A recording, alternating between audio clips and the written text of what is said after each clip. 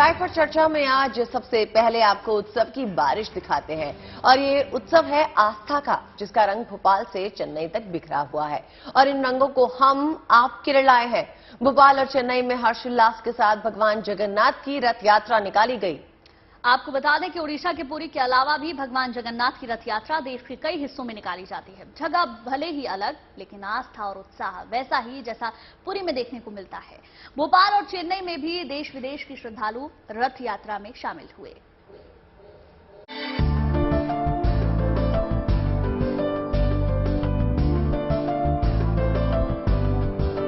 ये आस्था, प्रेम और विश्वास की वो डोर है जो भगवान को भक्तों तक खींच लाती है। इस रथ यात्रा में भक्त रस्सी खींच रहे हैं और भगवान खुद ब खुद उन तक खींचे चले आ रहे हैं। भक्ति की इससे अनुपम अद्भुत तस्वीर भला और क्या होगी। तस्वीरें भोपाल की हैं, जहां सड़कों पर आस्था और भक्ति का सैलाब उमड़ा है। फूलों से सजे रथ पर भगवान जगन्नाथ की रथ यात्रा की है ना, तो रथ यात्रा ये 12 वाला फेस्टिवल है। शिल प्रभुपाद ये फेस्टिवल वेस्टर्न कंट्री लाया। मैं रथ यात्रा में सम्मिलित हुई हूँ श्री जगन्नाथ की महा उत्सव के लिए। क्या खास है, क्या अच्छा लग रहा है? यहाँ की एनर्जी, यहाँ का एनवायरनमेंट और स्पेशली जगन्नाथ की यात्रा में शामिल है। उनकी पदरज मिलेगी हमें, उनकी रस्सी हम पकड़े हैं, वही यही सब एक्साइटमेंट। भगवान जगन्नाथ की रथ यात्रा की भव्य तस्वीर चेन्नई की है, जहां कुछ इस अंदाज में प्रभु जगन्नाथ भक्तों से मिलने पहुंचे और इस दौरान भक्तों का उत्साह चरम पर था। चेन्नई में पिछले 40 साल से रथ यात्रा का आयोजन हो रहा है। इस साल भी भगवान जगन्नाथ की रथ यात्रा के दौरान कई कार्यक्रमों का आयोजन किया गया। प्रभु को अनेकों प्रकार के भोग लगाए गए। भक्तों ने झूमकर, नाचकर अपने इष्ट का स्वागत किया, सत्कार किया। Bureau report, good news today. और अब आपको लिए चलते हैं असम। आस्था के उत्सव की एक और तस्वीर आपको हम दिखाते हैं। ये तस्वीर मां कामाख्या देवी मंदिर की है, 4 दिन के बाद, जिसके कपाट भक्तों के लिए फिर से खोल दिए गए हैं। मां के दर्शन के लिए कामाख्या मंदिर में सुबह से ही भक्तों का तांता लगा है।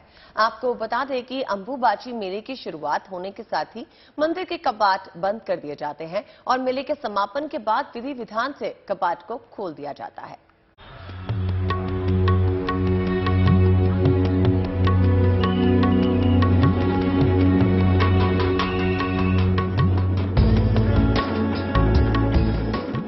चार दिन बाद जब मां कामाख्या देवी का मंदिर खुला तो ऐसा भक्तिमय माहौल देखने लायक था।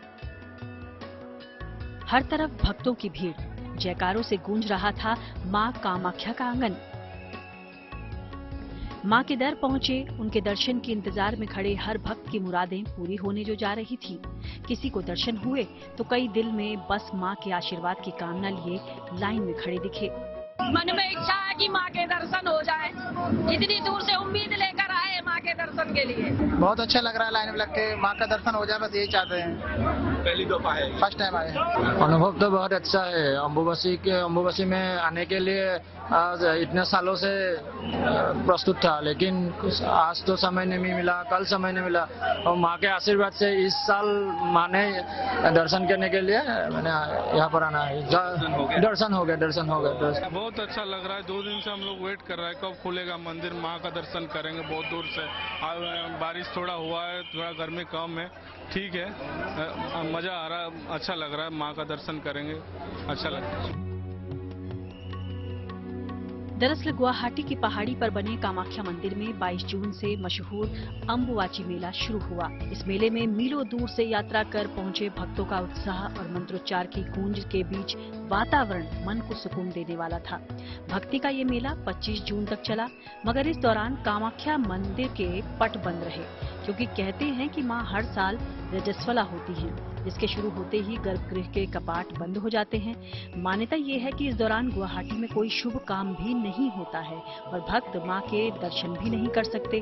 अब जब हर बार की तरह इस बार भी मेला खत्म हुआ तो फिर से मां को स्नान कराकर, उनका श्रृंगार कर मंदिर के कपाट दर्शन के लिए खोल दिए गए।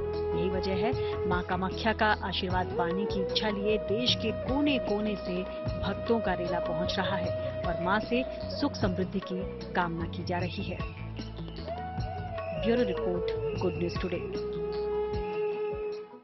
और चलिए अब रुक करते हैं केंद्र शासित प्रदेश लद्दाख का। उत्सव का रंग यहाँ भी बिखरा हुआ है और ये उत्सव है सिंधु दर्शन। सिंधु नदी के दर्शन के लिए यहाँ बड़ी संख्या में लोग पहुंच रहे हैं।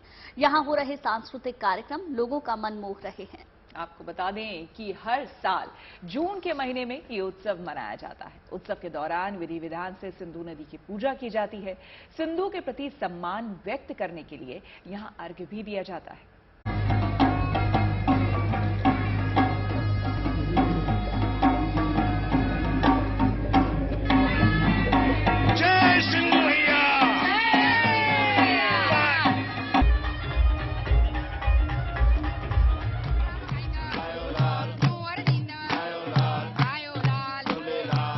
गीत संगीत की ये महफिल सजी है सिंधु नदी के तट पर। मौका है सिंधु दर्शन उत्सव का।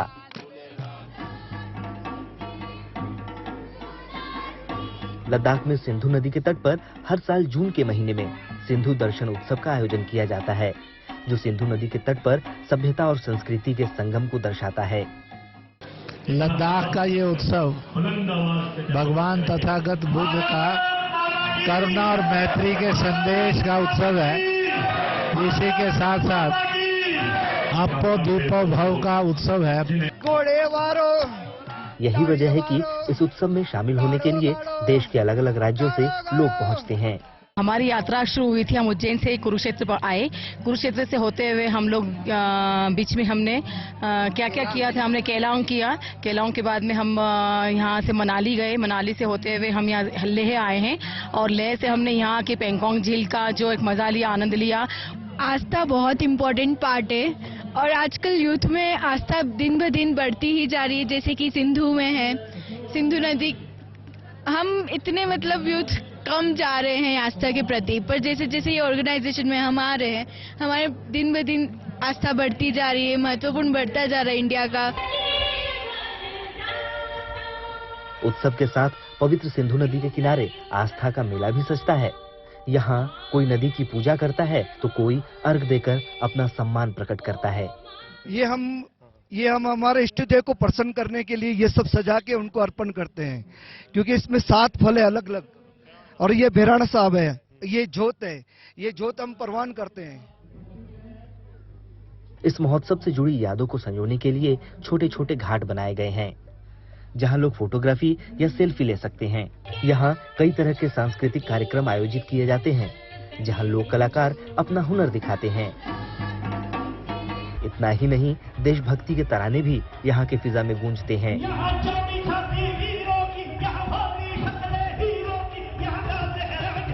23 जून शुक्रवार को शुरू हुआ ये रंगारंग उत्सव 27 जून यानी मंगलवार को समाप्त होगा। लेह से अशरफ वाणी, गुड न्यूज टुडे। और अब रुक करते हैं भोलेनाथ की नगरी काशी का। आस्था का पावन महीना सावन शुरू होने वाला है। इस महीने भगवान भोलेनाथ की आराधना का विशेष महत्व माना गया है, लिहाजा देश भर के शिवालयों में तैयारियां शुरू हो गई हैं और काशी विश्वनाथ मंदिर में भी सावन के महीने के लिए बड़े पैमाने पर तैयारियां हो रही हैं। मंदिर प्रशासन श्रद्धालुओं की सुविधा के लिए तमाम इंतजाम करने में जुटा है। कोशिश ये है कि सावन माह के दौरान भक्तों को किसी किस्म की कोई दिक्कत ना हो और सुगमता से दर्शन हो सके।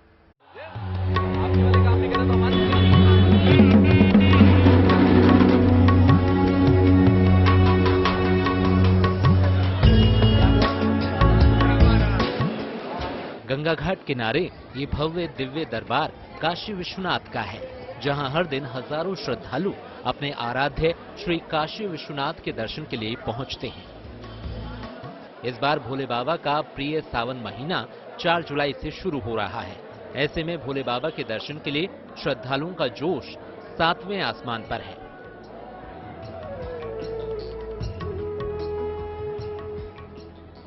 सावन के महीने में श्रद्धालुओं की बढ़ती संख्या के मद्देनजर मंदिर प्रशासन ने अतिरिक्त इंतजाम भी किए हैं। श्रद्धालुओं की सुविधाएं बढ़ने के मकसद से वीआईपी दर्शन के शुल्क में भी इजाफा किया गया है। इस सावन में आम दिनों में सुगम दर्शन के लिए श्रद्धालुओं को 500 रुपए, जबकि सोमवार को इसके लिए 750 रुपए देने होंगे। साथ ही मंगला आरती के लिए अब 500 की बजाय 1000 रुपए की पर्ची लेनी होगी। यही नहीं, सोमवार को मंगला आरती के लिए श्रद्धालुओं को 2000 रुपए की कीमत चुकानी होगी। इसके अलावा सन्यासी भोग के लिए 4500 रुपए शुल्क निर्धारित किया गया है। हम प्रशासन से ये अनुरोध करेंगे कि सावन के महीने में गरीब आदमियों की प्राथमिकता को देखते हुए कम से कम रेट किया जाए, ताकि वो आराम से भगवान जी का दर्शन कर सके।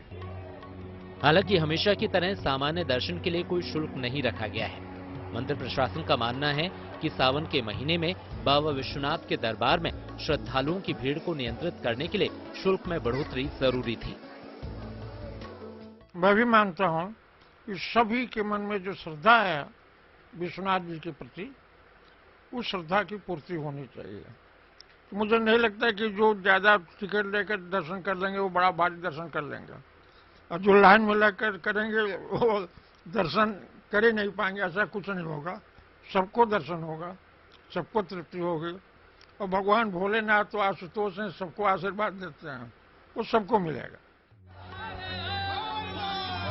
मंदिर प्रशासन की यही कोशिश है कि सावन के महीने में बाबा के दरबार में आने वाले श्रद्धालुओं को कोई दिक्कत ना हो।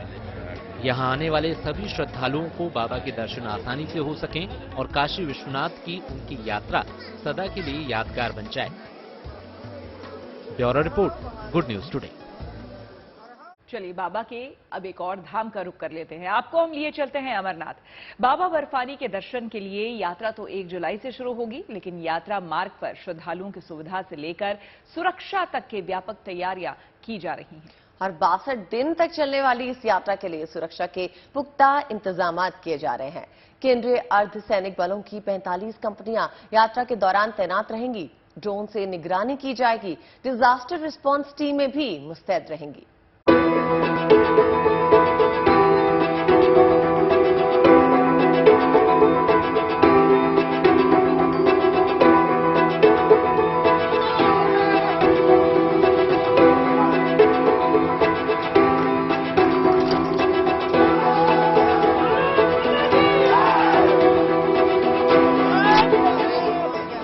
बाबा बर्फानी के दरबार में बम बम भोले का जयकारा। पूरी होगी बाबा के भक्तों की मुराद।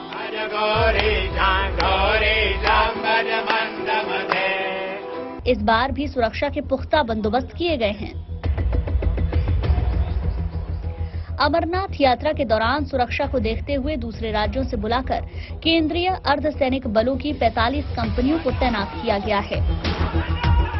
श्रद्धालुओं के काफिले और आधार शिविरों की सुरक्षा का जिम्मा सीआरपीएफ और पुलिस के पास है। ऐसे में सीआरपीएफ के जवानों ने भी मोर्चा संभालने की पूरी तैयारी कर ली है।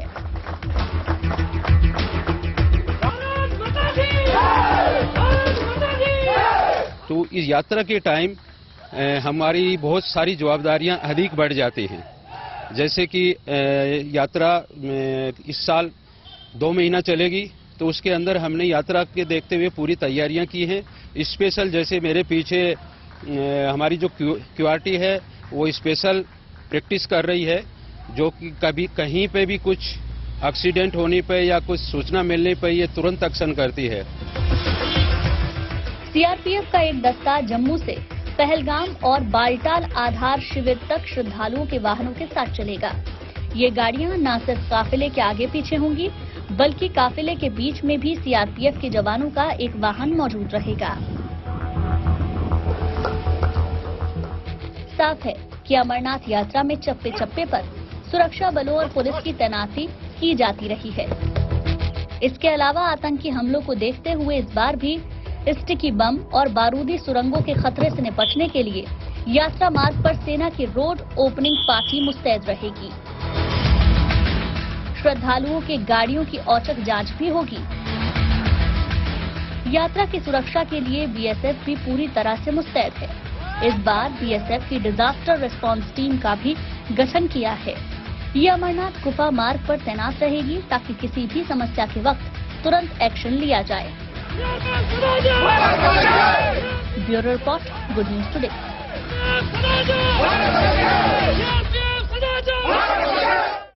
और अब आपको आस्था और संस्कृति के रंग दिखाते हैं। रामेश्वरम में कुंभाभिषेकम उत्सव मनाया जा रहा है और इस दौरान बड़ी तादाद में शिव भक्त भक्ति में रमे दिखे।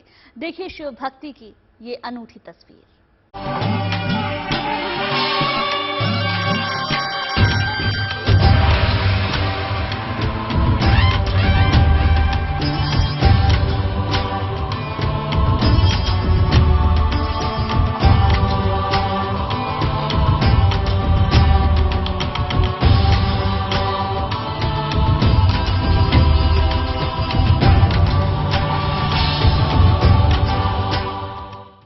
चलिए अब बात हम मानसून की कर लेते हैं। देखिए, शुरुआती सुस्ती के बाद मानसून ने अब रफ्तार पकड़ ली है। दिल्ली और मुंबई में मानसून ने 6 दशक के बाद एक साथ एंट्री मारी है। जी हां, और दिल्ली में तो अनुमानित वक्त से पहले ही मानसून पहुंच गया है।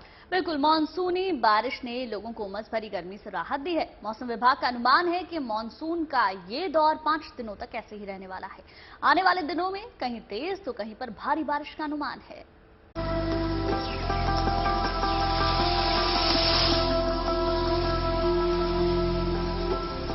मानसून की दस्तक की ये वो तस्वीर है जिसका इंतजार दिल्ली वाले बड़ी बेसब्री से कर रहे थे। दिल्ली एनसीआर में मानसून के चलते जोरदार बारिश के बाद से मौसम खुशनुमा हो गया है। लोगों को उमस और चिपचिपाती गर्मी से काफी राहत मिली है। दिल्ली के अलग अलग इलाकों में हल्की बारिश हुई है। आसमान में काले बादल छाए हुए हैं। बूंदाबांदी हो रही है। बारिश होने के साथ ही तापमान में गिरावट दर्ज की जा रही है। दिल्ली समेत देश के दूसरे हिस्सों में भी मानसून की एंट्री हो चुकी है। मानसून अभी अच्छे स्टेट में है भारत के ऊपर और ये सक्रिय है, मैं बोलता हूं। और पास्ट 24 आवर्स से मानसून आगे बढ़े हैं, काफी आगे तक आगे बढ़े हैं। जैसे कि एंटायर महाराष्ट्र में मानसून आ चुके हैं, एंटायर मध्य प्रदेश, एंटायर उत्तर प्रदेश से मानसून आ चुके हैं, दिल्ली में मानसून आ चुके हैं, मुंबई में मानसून आ चुके हैं। इसके साथ साथ हरियाणा के कुछ हिस्सा, पंजाब के कुछ हिस्सा, जम्मू डिवीजन का कुछ हिस्सा और गुजरात और राजस्थान के कुछ हिस्सा में मानसून आ चुके हैं। हमारा ये पूर्वानुमान है कि अगले 2 दिन में मानसून और फिर आगे बढ़ेगा। बहरहाल दिल्ली में हो रही झमाझम बारिश के कूल एहसास ने यहाँ के लोगों के चेहरे पर खुशी बिखेर दी है और वो चाहते हैं कि दिल्ली में बदरा और झूमकर बरसे। 2-3 दिन से दिल्ली में बहुत गर्मी थी, बहुत ज्यादा हवाएं भी नहीं चल रही थी। आज थोड़ा अच्छा लग रहा है, बट मैं चाहती हूँ कि जो हल्की हल्की बारिश हो रही है थोड़ी और तेज हो जाए। बहुत अच्छा मौसम है, गर्मी चली जाएगी अगर और थोड़े दिन बारिश रहे। मतलब दिल्ली में मानसून ने सामान्य समय से पहले ही दस्तक दे दी है। जून खत्म होते होते लगभग पूरे भारत में मानसून पहुंच जाएगा। अगर बात दिल्ली एनसीआर की करें तो आने वाले 1 जुलाई तक लगातार बारिश होने की संभावना मौसम विभाग ने जताई है। जब लो प्रेशर एरिया डेवलप होता है तो एंटायर मानसून कंडीशन को भी एक्टिव करा देता है।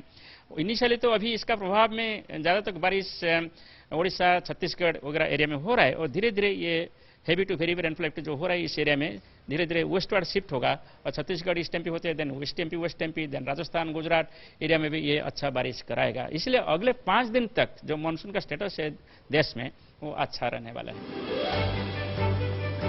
मौसम विभाग का कहना है कि मानसून अब लगभग पूरे देश में सक्रिय हो चुका है और आने वाले दिनों में देश के 23 राज्यों में झमाझम बरसात की संभावना है। मौसम विभाग का कहना है कि आने वाले 5 दिन दिल्ली में लगातार बारिश होती रहेगी। इस बारिश ने दिल्ली के तापमान में भी काफी गिरावट लाई है। अगर अभी हम बात करें तो कल तक दिल्ली का तापमान 40 डिग्री जा रहा था और अभी जो तापमान है वो 30 डिग्री के नीचे है। कैमरा पर्सन अभिषेक के साथ अनामिका गौर, गुड न्यूज टुडे। बरसात ने केवल लोगों को उमस भरी गर्मी से ही राहत नहीं दी बल्कि उस समस्या से भी राहत मिली है जो दिल्ली एनसीआर के लोगों के जी का जंजाल बनी थी और वो समस्या है वायु प्रदूषण की। आपको बता दें कि बरसात ने साफ हवा की सौगात भी दी है। एयर क्वालिटी इंडेक्स में खासा सुधार देखा जा रहा है। दिल्ली एनसीआर के कई इलाकों में AQI का स्तर 100 के नीचे या फिर उससे आसपास बना हुआ है। मतलब आम दिनों के मुकाबले हवा साफ है।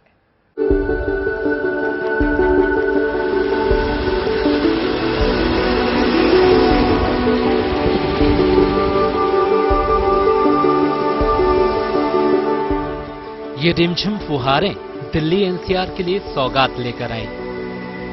वीकेंड पर दिल्ली वालों के लिए मौसम किसी गुड न्यूज से कम नहीं था। ये बूंदें गर्मी से राहत के साथ साथ प्रदूषण पर लगाम लगाने का पैगाम भी साथ लाई। बारिश की वजह से सोमवार के दिन गर्मी पहले के मुकाबले कम थी, लेकिन बारिश का सबसे ज्यादा असर हवा की गुणवत्ता पर दिखा। बारिश की वजह से प्रदूषण के स्तर में कमी दर्ज की गई। दिल्ली के जिन इलाकों में AQI लेवल अमूमन 200 के आसपास रहता है, वहां सोमवार सुबह AQI 100 के आसपास दर्ज किया गया। दोपहर के वक्त इंडिया गेट पर AQI लेवल 112, गोल्फ लिंक्स में 99, निजामुद्दीन में 95, मंदिर मार्ग पर 110, डिफेंस कॉलोनी में 99 और ग्रेटर कैलाश में 87 दर्ज किया गया।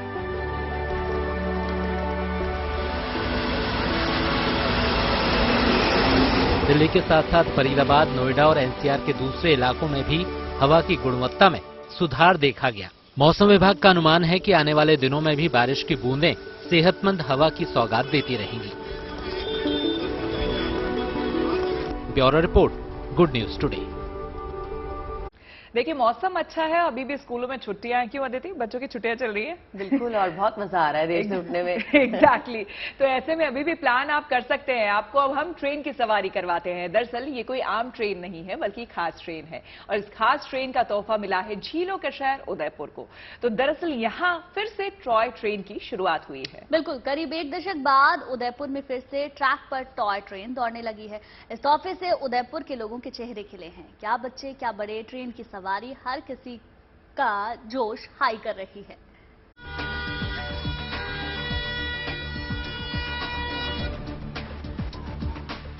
और ये हरी झंडी मिलते ही झीलों की नगरी उदयपुर में सायरन बजाती टॉय ट्रेन पटरी पर फिर से दौड़नी शुरू हो गई।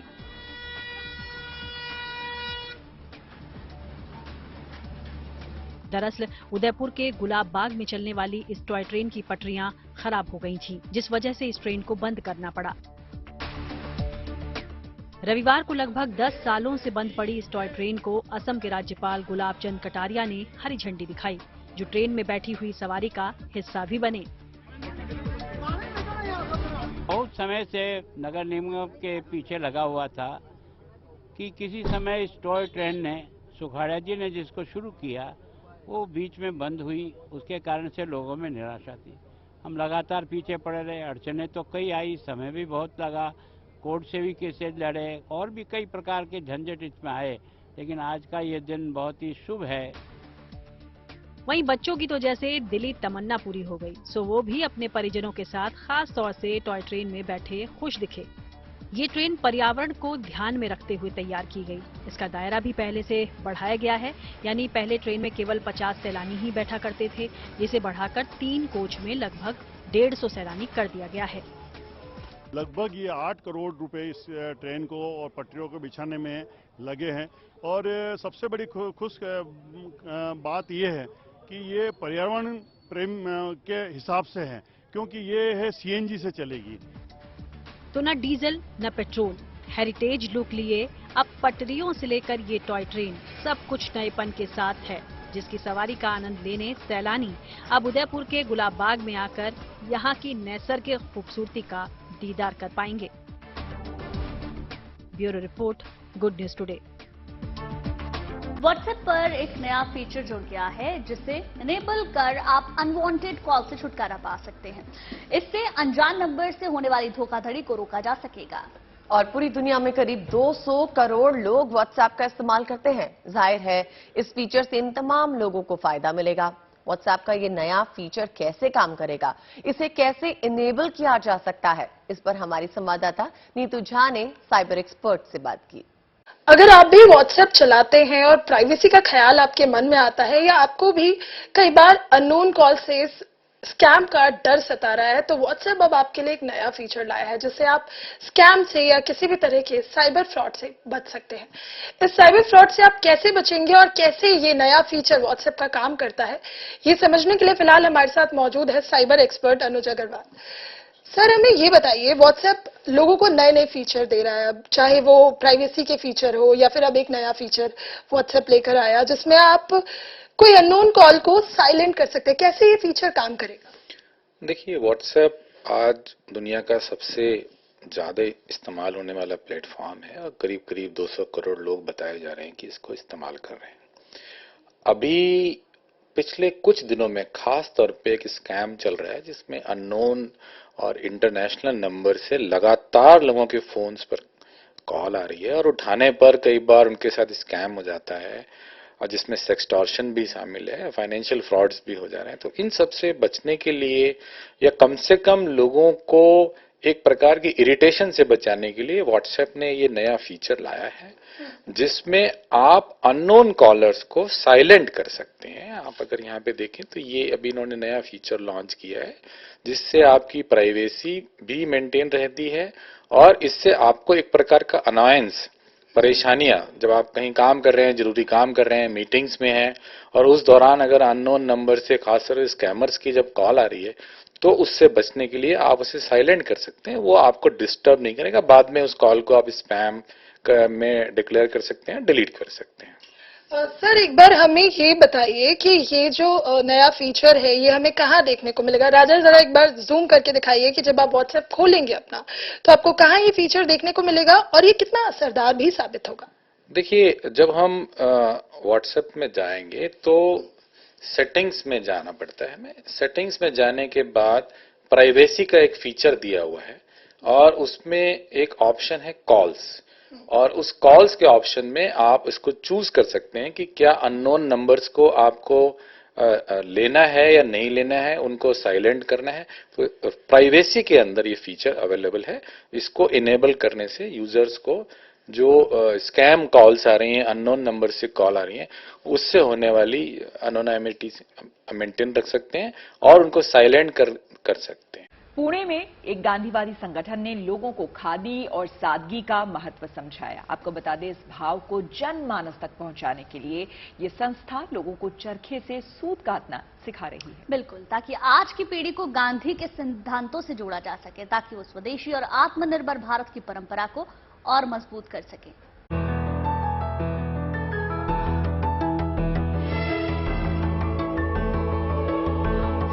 ये तस्वीरें गांधी की यादों का सूत काट रही हैं। ये तस्वीरें गांधी के सपनों को बुन रही हैं। पुणे के गांधी भवन में चरखा चलाना सीखते ये लोग गांधी के दर्शन को जीवंत कर रहे हैं। शहर के गांधीवादियों ने ये मुहिम शुरू की है। मकसद है गांधी दर्शन को जीवित रखना और मौजूदा दौर में भी चरखे की अहमियत को समझाना। स्वाधीनता संग्राम के दौरान चरखा अहिंसा, स्वदेशी और स्वावलंबन का प्रतीक बन गया था। चरखे से जुड़े उन मूल्यों से लोग फिर से जुड़ सकें, इसके लिए चरखा ट्रेनिंग प्रोग्राम शुरू किया गया है। चरखा जो फिजिकल टेक्निक है चरखा सीखने का, वो तो आप 15 मिनट 2 घंटे में सीख सकते हैं, लेकिन ये क्यों करना है ये समझना बहुत ज़रूरी है। और जब ये लोग यहाँ सीखने के लिए आते हैं तो हमारी जो चर्चाएं होती है बीच बीच में, उसमें वो क्यों सीखना है उसके ऊपर ज़्यादा फोकस होता है। जब तक आपको तसल्ली नहीं होती है कि ये करना ज़रूरी है, तब तक आपका ये आगे बढ़ेगा नहीं। तो सबसे पहला ये है कि ये जो आप जो श्रम करते हैं, इतना मेहनत करके वो कपड़ा सूत बनाते हैं, उसकी कीमत आपको समझ में आती है।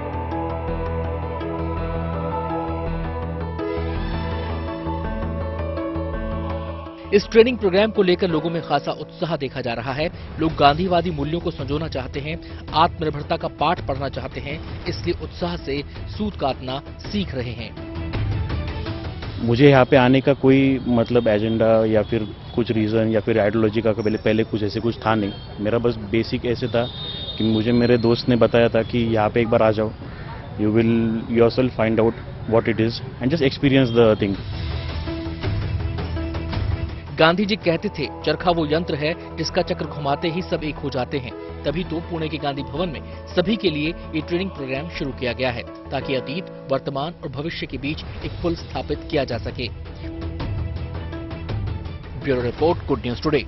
पिछले 2 दशकों से जम्मू कश्मीर के Sher Kashmir institute of medical sciences Soura में काम कर रही एक नर्स फिरदौसा जान को प्रतिष्ठित फ्लोरेंस नाइटिंगेल अवार्ड से सम्मानित किया गया है। फिरदौसा मूल रूप से बड़गाम के चरारे शरीफ इलाके की रहने वाली है। फिरदौसा ने कोविड काल में सराहनीय काम किया। उन्होंने स्लम इलाकों और समाज के वंचित वर्ग के लिए अपने काम के साथ साथ दवाओं और मानसिक स्वास्थ्य स्थितियों के नेगेटिव इफेक्ट्स के बारे में जागरूकता बढ़ाने के अपने प्रयासों के चलते इस पुरस्कार को जीता है।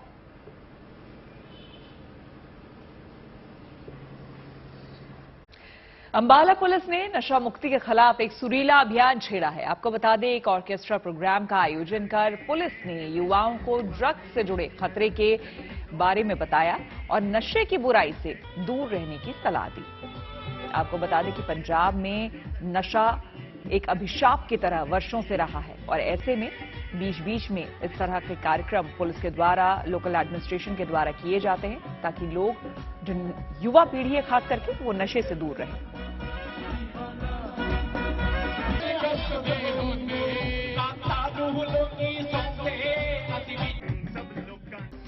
बारिश आती है तो सुहाने मौसम की सौगात लाती है और चाय का जायका भी बढ़ाती है, लेकिन मौसम की मस्ती में सेहत का ध्यान रखना जरूरी है। बिल्कुल। और अदिति जो कह रही हैं वो आप समझ ही गए होंगे, मतलब मौसम में सावधानी भी जरूरी है ताकि आप फिट रहकर मौसम का लुत्फ उठा सकें। कार्यक्रम की शुरुआत से और अब तक हम मौसम की बात कर रहे हैं, लेकिन गाना नहीं हुआ मौसम पे। गुंजन, बारिश पे तो सुना दीजिए। है बड़ा कातिल, खो जाए ना कहीं आवारा दिल। क्या बात है, क्या बात है। हम भी मौसम का मजा ले रहे हैं, आप भी मौसम का मजा लीजिए, लेकिन सेहत पर ध्यान रखिए। तन की जरूरत भी है और मन की भी ये जरूरत है, और जब तन मन से आप फिट होते हैं तो पॉजिटिविटी अपने आप आ जाती है। इसमें बूस्टर डोज का काम करती है हमारी ये चाय। तो रखिए अपना ख्याल। कल फिर आपसे होगी मुलाकात शाम 5 बजे चाय पर चर्चा में।